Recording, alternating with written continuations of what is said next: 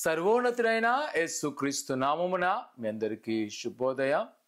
నేటి యొక్క వాగ్దానము కీర్తన 121:8. నీ రాకపోకలయందు యెహోవా నిన్ను కాపాడును. ప్రియ సహోదరి సహోదరులారా, యాత్ర కీర్తనలో భక్తులు వారి యొక్క ప్రయాణాల జ్ఞాపకం చేసుకున్నప్పుడు, వారి పూర్వీకులు అరణ్య ప్రేమలో ఉన్నప్పుడు, తదుపరి కాలంలో చెరకు వెళ్ళినప్పుడు, వారు ఎన్నిసార్లు ఏ పరిస్థితుల వారు గుండా వెళ్ళినా యెహోవా వారికి తోడేండి రక్షించను. ఈరోజు ప్రియ కుమారుడు కుమార్తె ఈ ఉదయకాల సమయంలో ఉద్యోగ రీత్యా, వ్యాపార రీతిగా, ఏదో ఒక ఇంటర్వ్యూకి వెళ్తున్నావా, లేదా నువ్వు ఏదో ఒక పనిబాట్లు అధికారులను కలవలసినదా? భయపడక ఈ వాగ్దానం నమ్ము. నీ రాకపోకలందు యెహోవా నిన్ను రక్షించును.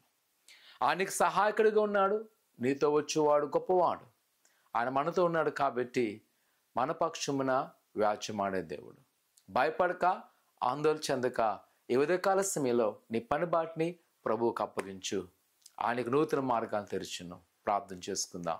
పరిశుద్ధుడా, దేవానికి కన్నాలు. నీ బిడ్డలేని వారిని జ్ఞాపకం చేసుకొని నీ దైవాశీర్వాదంతో నింపండి. నీ కృపాక్షమలతో నింపండి.